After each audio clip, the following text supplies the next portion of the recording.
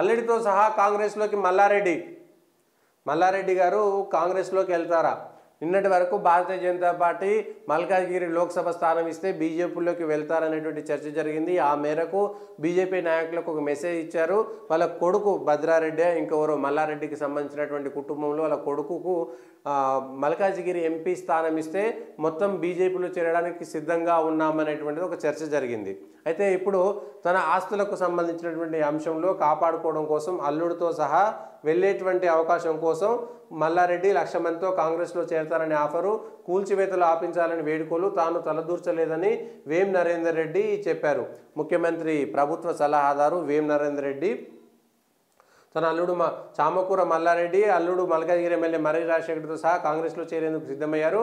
గురువారం ఉదయం అక్రమ నిర్మాణాల కూల్చివేత ప్రారంభం కావడంతో మల్లారెడ్డి అప్రమత్తమయ్యారు. ఉదయం 7 గంటల సమయంలో కుమారుడు మహేందర్ రెడ్డి, అల్లుడు రాజశేఖర రెడ్డి, బీఆర్ఎస్ నేత మంద సంజీవ్ రెడ్డితో కలిసి ఉటావుటిన బయలుదేరి వేం నరేందర్ రెడ్డి ఇంటికి వెళ్లారు. మల్లారెడ్డిని చూసి ఆయన షాక్ గురవడంతో నన్ను చూసి షాక్కు గురవుతున్నావా అన్న అంటూ పలకరించారు. తన ఇంటి అడ్రస్ ఎలా తెలిసిన ఆయన అడగా తెలంగాణలో నీ ఇల్లు తెలియని వారు ఉన్నారంటూ మల్లారెడ్డి చమత్కారంగా మాట్లాడారు. అనంతరం తన అల్లుడి కాలేజీలో జరుగుతున్న కూల్చివేతలు ఎలాగైనా నిలిపివేయించన్నా అంటూ మల్లారెడ్డి ప్రాధాయపడినట్లు తెలిసింది. అయితే ఈ విషయంలో తానేమీ చేయలేనని, మేడ్చల్ రాజకీయాల్లో తలదూర్చలేనని వేం నరేందర్ రెడ్డి తెలిపడంతో కనీసం సేమ్ అపాయింట్మెంట్ ఇప్పించాలని కోరినట్టు తెలిసింది. మీరు హామీ ఇస్తే 1,00,000 మందితో పార్టీలో చేరుతానని మల్లారెడ్డి చెప్పినట్టు సమాచారం.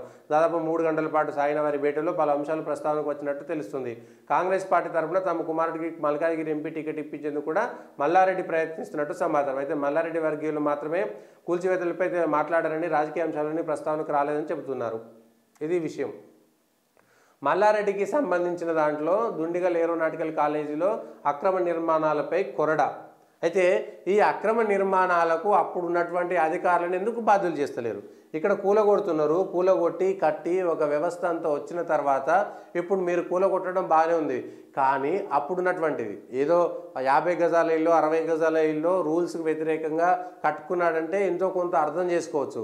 కానీ అక్కడ చెరువు శిఖం భూమి, ఎఫ్టీఏలు, గవర్నమెంట్ భూములు ఉన్నటువంటి ఏరియాలో అక్కడ కట్టడాలు జరుగుతుంటే రెవెన్యూ డిపార్ట్మెంట్ కానీ, జిహెచ్ఎంసీ డిపార్ట్మెంట్ కానీ, అక్కడ ఉన్నటువంటి గ్రామం అయితే గ్రామానికి సంబంధించినటువంటి అధికారులు ఏం చేస్తున్నట్టు?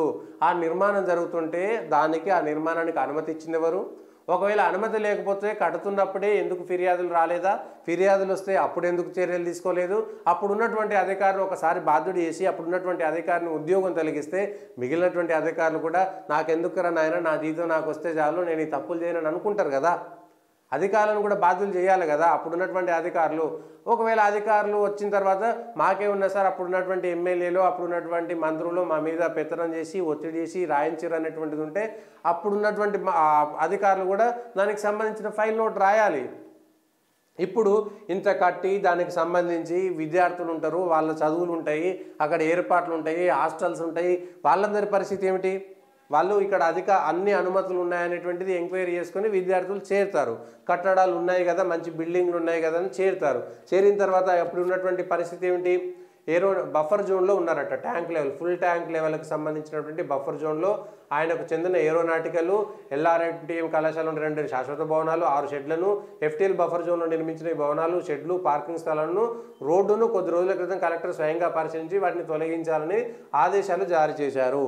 ఈ అధికారము ఉన్నప్పుడు గతంలో కడుతున్నప్పుడు అది కలెక్టర్ లేడా? అప్పుడున్నటువంటి దాంట్లో తహసీల్దార్ లేడా? ఆర్డీఓ లేడా? లేకపోతే టౌన్ ప్లానింగ్ ఆఫీసర్ లేడా? అప్పుడున్నటువంటి అధికారులు ఎందుకు లేరు? దుండిగల్ తహసీల్దార్ సయ్యద్ మతిను, ఇరిగేషన్ సిబ్బంది వీళ్ళందరూ అప్పుడు ఏం చేశారు?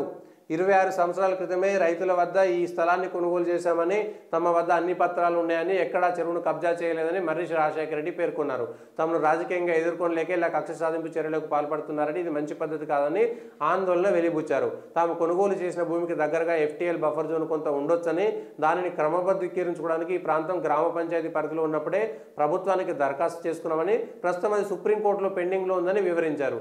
ఆ తర్వాత ఈ ప్రాంతం అంతా హెచ్ఎండిఏ పరిధిలో ఉంది కాబట్టి తప్పకుండా రెగ్యులర్ చేసుకోవాల్సిందిగా అధికారులు సూచించారని, వారి సూచన మేరకు తాము దరఖాస్తు పెట్టుకున్నామని, అది కూడా ఇంకా పెండింగ్లో ఉందని, గతంలో దీనికి ఆర్డీఓ క్లియరెన్స్ కూడా ఇచ్చారని, అయితే ఇంతలోనే కూల్చివేయడం ఎంతవరకు సమంజసమని రాజశేఖర రెడ్డి ప్రశ్నించారు. అందులో కొంత ఉండొచ్చని మీకు ముందే తెలిసినప్పుడు మీరు ఎట్లా కట్టిరు? మీరే ఒప్పుకుంటున్నారు కదా. ఇది మంచి పద్ధతి కాదు. రాజకీయ కక్ష సాధింపు ఎట్లయితుంది మీకు? ఇటు అధికారుల తప్పున్నది, ఇటు మల్లారెడ్డి తప్పున్నది. మల్లారెడ్డి గారు మీకు తెలుసు, తాము కొనుగోలు భూమి చేసినప్పుడు, భూమి రైతుల దగ్గర కొన్నప్పుడు పక్కన కొంత చెరువు శిఖం భూమిలో లేదంటే గవర్నమెంట్కు సంబంధించినటువంటి స్థలాల్లో ఉన్నాయన్నటువంటి విషయం మీకు తెలిసిన తర్వాత మీరు అన్నీ తెలిసి ప్రభుత్వంలో ఉన్నటువంటి పెద్దలు లేదా అప్పుడు మీరు ఎమ్మెల్యే కాకపోయి ఉండొచ్చు, కానీ అంత కాలేజీలు నడుపుతున్నటువంటి వ్యక్తులు మీరు ఎట్లా తప్పులు చేసిర్రు? మీరు దగ్గర ఉన్నటువంటి విద్యార్థులకు మంచి విద్యాబుద్ధులు నేర్పేటువంటి మీరే తప్పులు చేసిన తర్వాత ఇంకా వాళ్ళకేం విద్యాబుద్ధులు నేర్పుతారు? ఇది కదా కావాల్సింది. ఇన్ని 10, 20 కాలేజీలు ఉన్నటువంటి మీరు ఒక కాలేజీ కోసం ఎంతో కొంత ప్రభుత్వ భూమిని ఎందుకు తీసుకున్నారు? వదిలేయాల్సింది, పక్కన ఇంకా ఏదైనా ప్రైవేట్ భూమిని కొనుక్కోవాల్సింది, లేకపోతే ఉన్న దాంట్లోనే మీరు చేయాల్సి ఉండే. అంటే ప్రభుత్వానికి అంతే తప్పుంది, మల్లారెడ్డిది అంతే తప్పుంది. సో ఈ నిర్మాణాలకు సంబంధించి, ఆస్తుల విధ్వంసం గురించి, కక్ష సాధింపుకు సంబంధించినటువంటి అంశాలకు సంబంధించి ఒకవేళ ఇప్పుడు వీళ్ళు అధికార పార్టీలో చేరితే ఇవన్నీ మంచి అయిపోతాయా? ఇప్పుడు అధికార కాంగ్రెస్ పార్టీలో ఉన్నటువంటి వాళ్ళవి కూడా అందరూ ఎవరెవరు బఫర్ జోన్లో కట్టుకున్నారు, ఎవరెవరు గవర్నమెంట్ భూమిలో కట్టుకున్నారో అవన్నీ కూడా బయటికి రావాలి. గతంలో జన్వాడకు సంబంధించినటువంటి అంశం కూడా ఇప్పుడు వచ్చింది. కేటీఆర్కి సంబంధించినటువంటి farm house, KTR Janwada farm హౌస్లో కూడా ప్రభుత్వ భూములు ఉండేటువంటి ఒక ఆరోపణ చేశారు గతంలో రేవంత్ రెడ్డి. మరి దానిపైన కూడా ఎప్పుడు పడతారో తెలియదు. దానికి సంబంధించినటువంటి అంశం పైన కూడా క్లారిటీ ఇవ్వాల్సినటువంటిది ఉంది.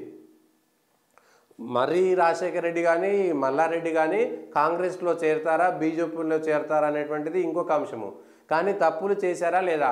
తప్పులు చేస్తే ఆయన ఎమ్మెల్యే పదవితో పాటు వాళ్ళందరూ ఎమ్మెల్యే పదవులు కూడా తీసేయాల్సినటువంటిది ఉంటుంది. ఎందుకంటే వాళ్ళ అర్హత లేనటువంటి వాళ్ళు అవుతారు కదా. దీనికి సంబంధించి ఎంతో కొంత ఉండొచ్చు, మేము దరఖాస్తు చేసుకున్నామనేటువంటి మాట కూడా చెప్తున్నారు. ఇంకా అంటే కనీసం ఆ అంశం కూడా చెప్పలేనటువంటి పరిస్థితిలో ఉన్నారా మీరు? దీనికి సంబంధించినటువంటి అంశం కూడా రావాలి.